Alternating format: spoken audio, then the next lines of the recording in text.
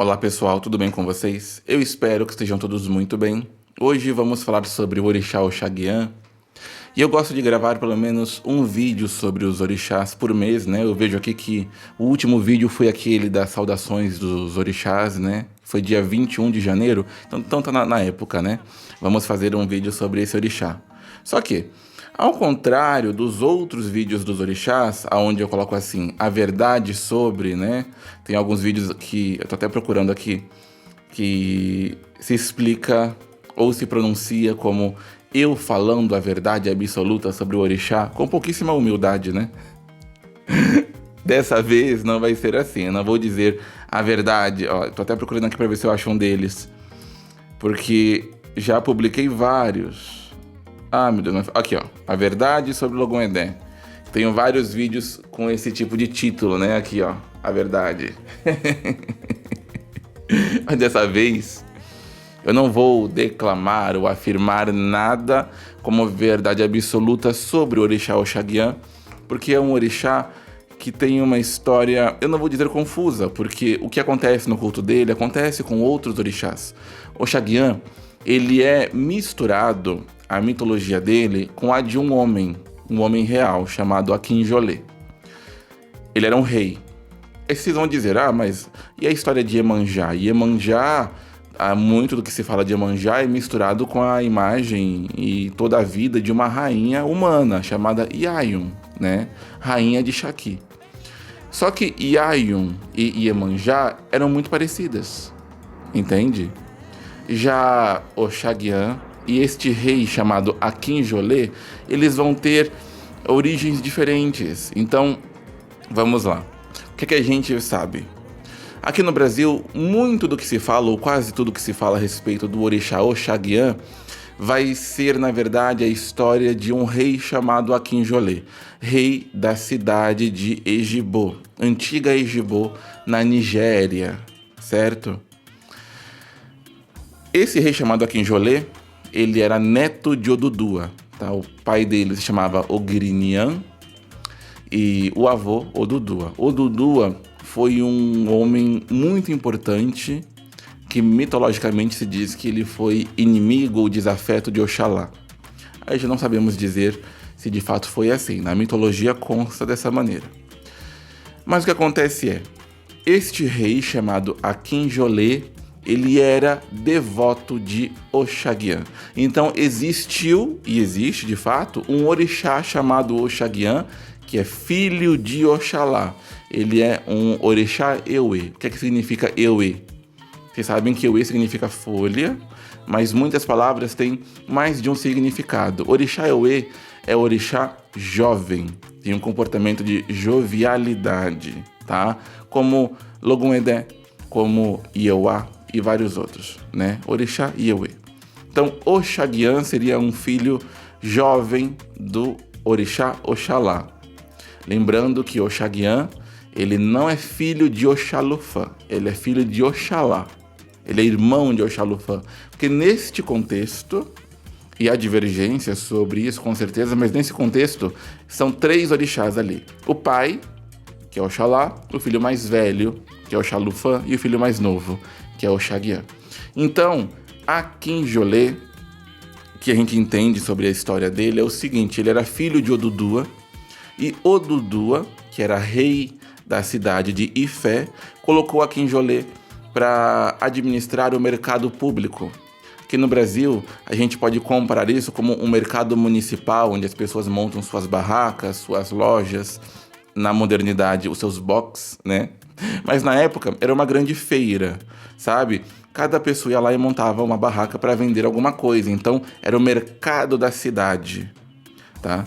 E Akinjolé foi colocado para cuidar desse mercado, só que ele era um guerreiro. Ele não tinha a intenção de ser um comerciante.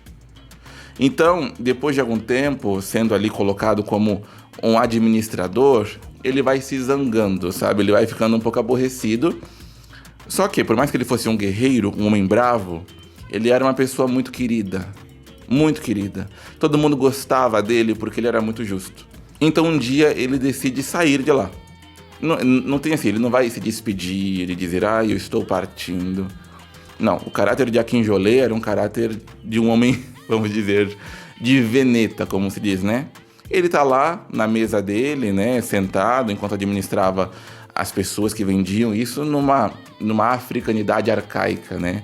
Que vendiam peixes, frutas, legumes e as grandes barracas de inhame. Akinjolê gosta muito de inhame, tal qual o orixá que ele cultuava, Oxaguian. E Akinjolê simplesmente levanta, pega a espada dele, põe na cintura e vai embora. Ele sai andando. E ele foi andando porque na cabeça dele, como o pai dele e o avô dele, ele deveria ser um líder. O avô dele principalmente, porque o avô dele chegou na cidade de Ifé, que era uma cidade mitologicamente governada por Oxalá. Ele vai lá e destrona Oxalá e se torna o rei, né? Não só um rei, como o maior rei da região era ele. Então, Akinjolê pensa, não, eu não posso ser só um funcionário público, né? Que era basicamente o que ele era, vamos dizer assim. Ele vai embora na intenção de encontrar um lugar para fundar o reino dele. E ele foi bravo, né? Ele ia pisando duro. No meio do caminho ele olha para trás. No meio do caminho para onde? Nem ele sabia para onde estava indo, né? Mas no meio dessa jornada ele olha para trás. E quando olha para trás ele vê todo mundo do mercado seguindo ele. Tá? As pessoas pegaram suas barracas, levantaram do chão, colocaram as mercadorias nas costas e seguiam ele. E ele ficou pasmo e perguntou, mas o que vocês estão fazendo? E o povo disse que para onde ele fosse iriam juntos. Então, neste caso, quando ele chega na região que ele vai fundar a cidade chamada Ejibo, ele vai fundar porque, de fato, o mercado que ele governava, que ele comandava, se chamava Ejibomecum, né? Então agora ele vai fundar Ilê Ejibo com as pessoas que vieram daquele mercado. Ele já funda uma cidade com gente para morar nela, né? Não era muita gente, algumas dezenas ou talvez centenas de pessoas. Mas você vê que ele já começou bem. A história de Akinjolê, como um grande guerreiro, é boa, mas ele já começa bem. Ele não tem presenças negativas. E dali ele vai logo fomentar aquela cidade, como ele era muito esforçado e muito, muito inteligente, ele vai fomentar aquilo para que se torne uma cidade muito próspera. Não era muito longe de Ifé, da onde estava o pai e o avô dele. Mas rapidamente as terras dele se tornam tão prósperas quanto as do pai, do avô e de outras pessoas. Eu ia dizer do irmão, mas isso aí é outra coisa. Esqueçam isso. Vamos lá. Ali ele vai ter a sua fé afirmada e tudo mais, e vai tudo dando certo. Ele cultuava Oxalá, ele cultuava Oxaguian. Só que lembrem, ele, Akinjolê, não era parente, nem filho, nem nada de Oxalá. Ele tem parentesco com Odudua. Só que o orixá que ele cultuava, Oxaguian, é filho de Oxalá. Oxaguian é um orixá guerreiro, filho de Oxalá que acompanhava Oxalá. Basicamente isso que nós sabemos. Não temos no Brasil mais grandes informações ou referências, tá? Então o que acontece de repente, como o culto de Oxaguian, ele não era um culto grande e Akinjolê tinha muita fé em Oxaguian, de repente informações a respeito de Akinjolê passam a ser difundidas como se fossem de Oxaguian. Então, um grande exemplo, Akinjolê, ele fazia um ritual de purificação. Existe uma árvore chamada Atori. É uma planta, né? Uma árvore, de qual ela tem os seus galhos retos e longos. Então, é possível fazer uma vara a partir desses galhos. Então, Akinjolê, sempre próximo da colheita, se eu não me engano, depois da colheita dos inhames, porque ele produzia inhames com muita força. A cidade ali era uma grande produtora. Era o prato preferido de Oxaguian e também de Akinjolê. Akinjolê reunia as pessoas importantes e relevantes na floresta e havia 2 grupos separados de pessoas e elas deviam bater umas nas outras com varas de Atori. Era a guerra dos Atori. Para quê? Para que fossem purificadas. Então, hoje em dia você vai ver o orixá Oxaguian tendo uma Atori em suas mãos, uma vara de madeira feita de um galho dessa árvore, e vão dizer que a Atori é de Oxaguian, mas você não vai ver com tanta força o orixá Oxaguian usando isso. Esse ritual da Atori não foi Akinjolê que criou. Ele vem do culto de Oxalá.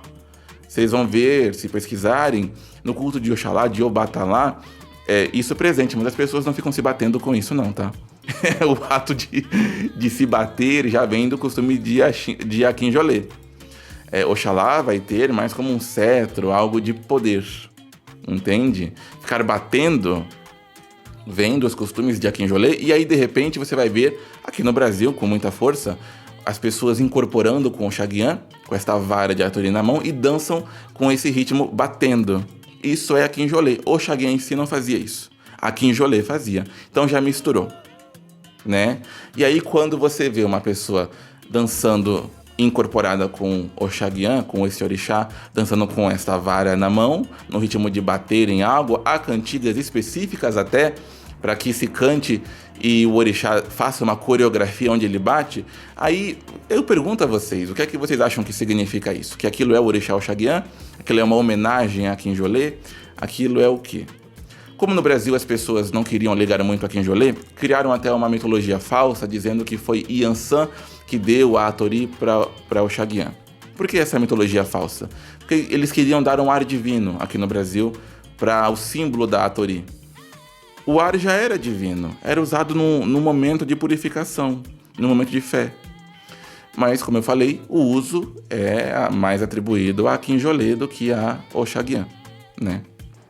Na verdade, não é nem atribuído ao Oxaguian, só a Akinjolê, e hoje em dia que passa. O orixá Oxaguian nunca foi rei de cidade nenhuma, tá? E você vai ver aqui no Brasil se falando muito, Oxaguian, rei de Ejibô. Rei de Ejibô é Akinjolê. O orixá Oxaguian, ele acompanha o pai.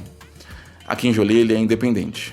Ele é um guerreiro muito forte. E aí vai se criar uma forma de se chamar Oxaguian no Brasil, que é uma forma que se chama tanto Oxaguian quanto outros orixás também.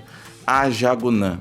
Ajagunã é grande guerreiro, guerreiro do caminho, né? Jagun significa guerreiro. Onã, que vai pelo caminho. Ajagunã, porque Akinjolê, ele de fato não teve só as terras de Ejibô, como ele expandiu o território dele. Ele teve outras guerras e teve outras cidades que ele vai conquistando depois.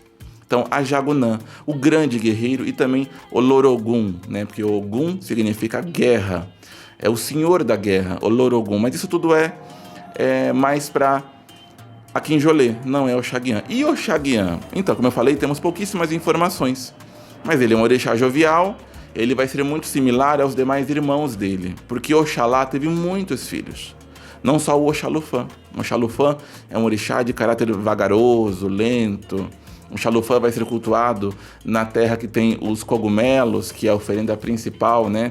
Tanto que cogumelo se fala Ifon e divindade se fala Oxa. Então, Oxá, Olu, Ifon, né? A divindade dona dos cogumelos, Oxalufã. E aí, de uma forma geral, os demais filhos de Oxalá, eles são mais bélicos, né? Iquiré, por exemplo, orixá Iquiré, um orixá muito forte, muito guerreiro. Orixá Danko, que é o orixá dos bambuzais, é muito forte, muito guerreiro, ele é bravo. Aqui no Brasil nós tivemos uma questão bem interessante, que é o seguinte. Há uma Ialorixá, muito famosa, tá? Ela foi Ialorixá, ela já é falecida, né? Ela é do início do século XX. Mas ela foi Ialorixá do candomblé do Engenho Velho, né? O nome dela é Maximiana Maria da Conceição, mas é mais conhecida como Tia Maci. E é claro que eu tive que ler porque não ia lembrar do nome inteiro dela, né? E ela era de Oxaguian. Só que tem uma coisa muito interessante. Ela era de Oxaguian. E quase tudo que ela fazia virou meio que base para o culto de Oxaguian depois. Ela populariza, porque ela foi uma pessoa muito importante. Ela tinha, né, o nome religioso dela como Iwin Funké. Iwin Funké. Iwin significa espírito, tá? Mas de uma forma sublime. A alma do ser humano, como é que a gente fala alma do ser humano no culto do orixá? Egum é a alma do ser humano. Iwin é uma alma, mas ela é superior. E aí depois temos esse Funké, né, que significa acima, que vem de cima. Então, uma alma sublime que veio de cima. Só que quem conviveu com ela sabe que ela chamava o orixá dela não de Oxaguian. Ela afirmava ser filha do orixá Idanko. Idanko é o mesmo orixá Danko, orixá dos bambuzais, que não é Oxaguian. é parente, é da família. Mas o caráter de Idankô é bem mais pesado. Idankô, ou Dankô, para você ter um exemplo, na época em que ele estava encarnado, porque sim, os orixás em África foram encarnados, ele caçava feiticeiras, ele não gostava de mulheres que faziam magia sem o vínculo com os orixás, então sem o axé dos orixás. Ele não gostava de magia negra, entre aspas, né, vamos dizer assim, do aspecto magia negativa. E ele caçava mesmo, e ele sequestrava essas mulheres e colocava elas no bambuzal, amarrava o bambuzal assim em volta com corda, para que elas não escapassem, e botava fogo. Por causa disso, inclusive, que o bambuzal depois se torna um portal para os outros mundos, e Orixá Yansan toma posse disso. Porque Yansan, em teoria, também seria aparentada com Dankô. Isso aí é outra história. Mas vocês veem, o que é que isso tudo, essa braveza, essa coisa forte de ser um orixá até violento, vai ter vínculo com o Oxaguian? Não tem. Mas, como ela era de Idankô, mas chamava de Oxaguian, muito do que ela dizia e foi propagado através dela e de pessoas que conviveram com ela, de Oxaguian, mesmo que não fosse, virou regra. Então, se você aí, que está me ouvindo, você conhece pessoas de Oxaguian, ou você é de Oxaguian, e você faz parte de um terreiro, tem grande chance de que o que você aprendeu lá na sua casa seja a memória do culto que Tia Maci fazia. Mas se lembra, ela não era, na verdade, de Oxaguian. Ela dizia eu sou de Oxaguian, mas ela cultuava Idankô, sabe? E aí, tudo se embola, gente, tudo se embola. Então agora aqui no Brasil, quando a gente fala de Oxaguian, a gente vai falar sobre este orixá, que é Oxaguian, filho de Oxalá, mas que a grande maioria das coisas que a gente fala a respeito dele, fora ele comer inhame, que o Oxaguian significa que come inhame batido no pilão, tá? Esse inhame batido no pilão, não é só pegar o inhame e bater 2 vezes e faz ali uma maçaroca, não. Não. Esse inhame é batido muitas e muitas e muitas vezes, até que a consistência dele muda. Ele vira quase que um pudim, porque o inhame, vocês sabem, né? Ele é um tubérculo, mas ele é bem diferente da batata ou da mandioca. Ele tem ali uma consistência diferente. Então, se bate esse inhame no pilão por horas, até que ele vire um prato, assim, uma iguaria. Oxaguian comia isso. Aqui em Jolê vai comer isso por quê? Porque ele cultuava Oxaguian, né? E porque ele próprio plantava inhame nas terras dele para vender para as demais regiões. Fora isso, de comer inhame, a Atori, que a gente sabe, não é algo do Oxaguian. O reino, todas as histórias sobre o reino também não é do Oxaguian. Tudo isso é de Akinjolê.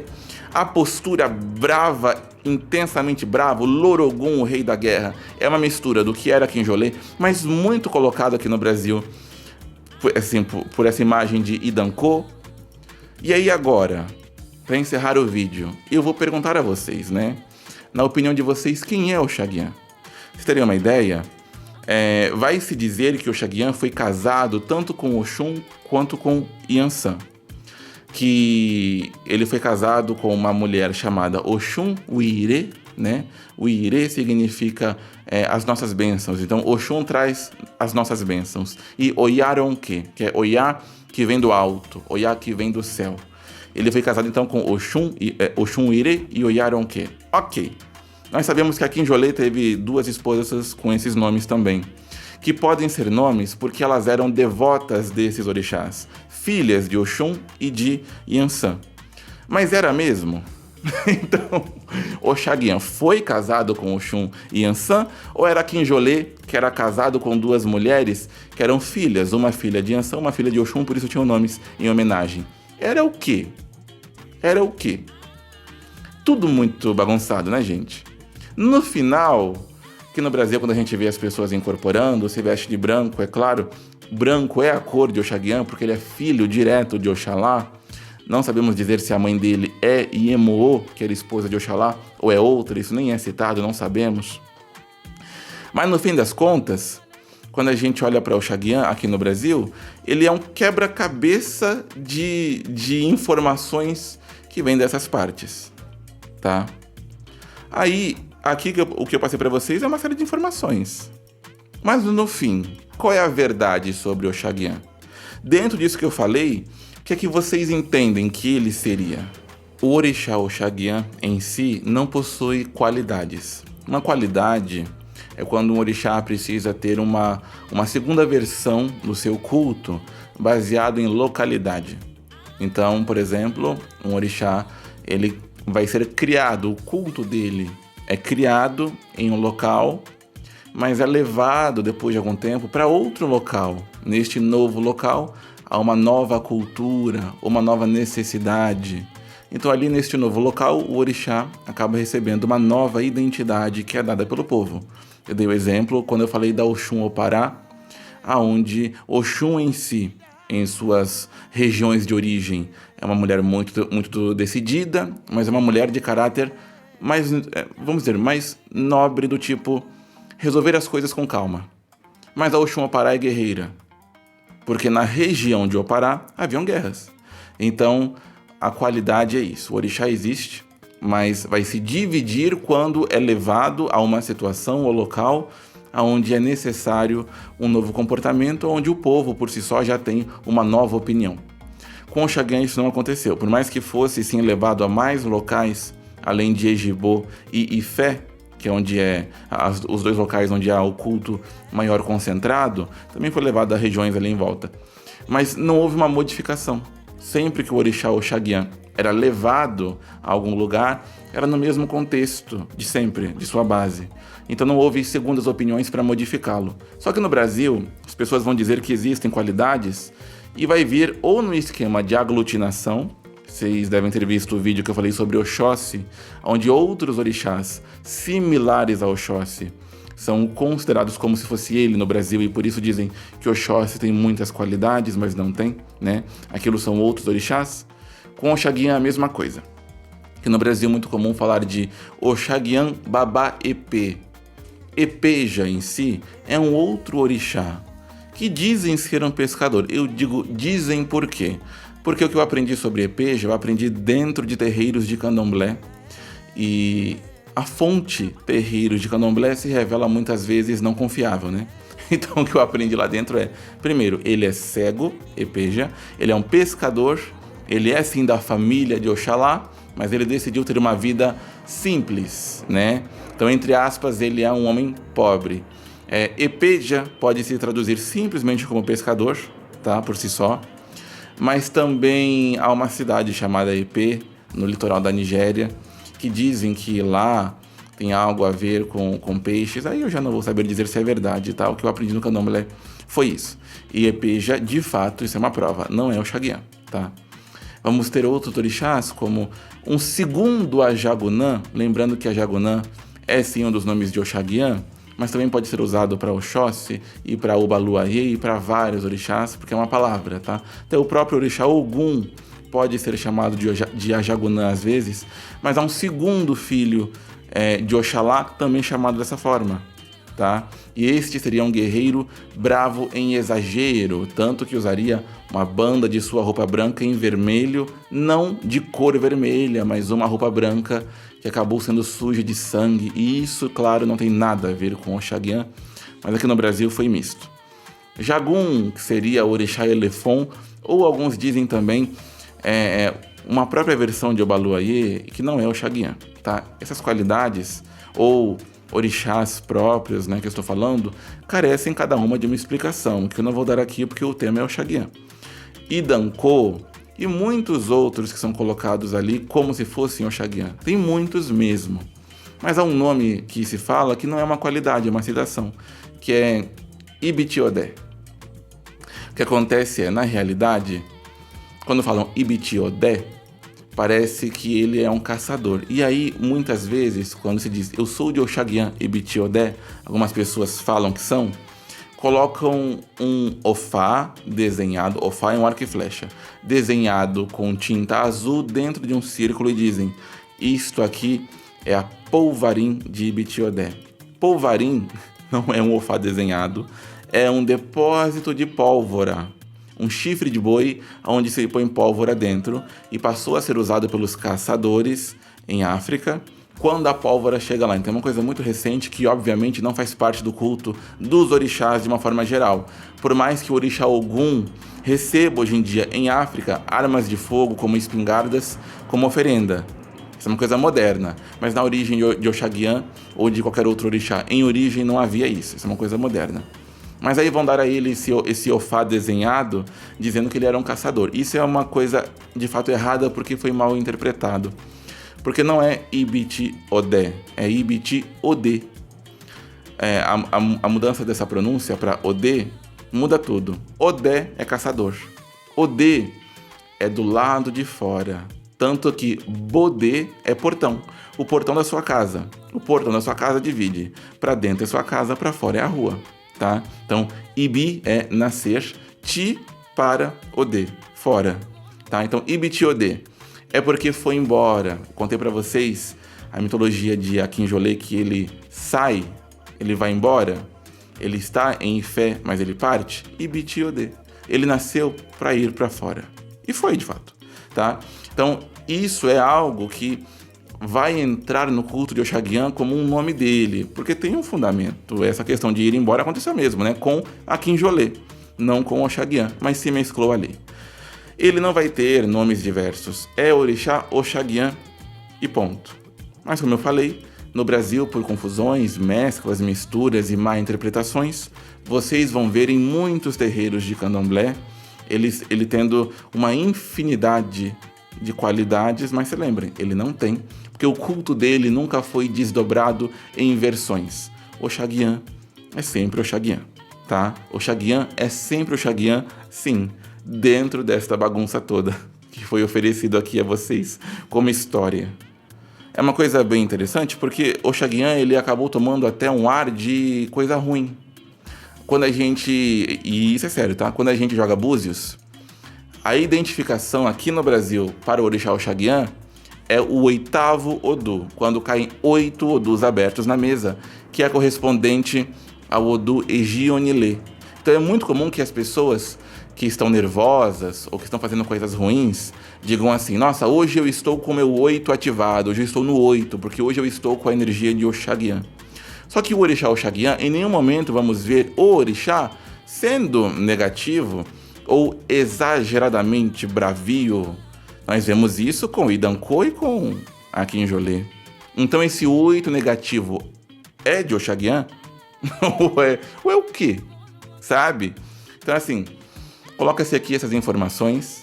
Quem gostou das informações pode ir atrás, tá? Ouça o que eu falei, vá pesquisar, vocês acham as coisas até com facilidade.